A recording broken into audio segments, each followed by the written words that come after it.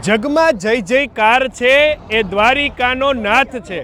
અત્યારે તમે અહીંયા જોઈ શકો છો કે એક બોલેરો ગાડી છે, એની અંદર અત્યારે હાલ અહીંયા લચ્છી રાખવામાં આવી છે અને આવતા જતા વ્યક્તિઓને અત્યારે હાલ પાવામાં આવી રહી છે। બપોરનો ટાઈમ છે, ખરા બપોર છે, હાલવાવાળા થાકી જતા હોય, પરસેવે રેપઝેપ હોય। ક્યાં ગામના તમે? પડોશી તાલુકો રાજકોટ જિલ્લો। બરાબર, કેટલા જણા આ બધું તૈયારી કર્યો? 12 જણા હે।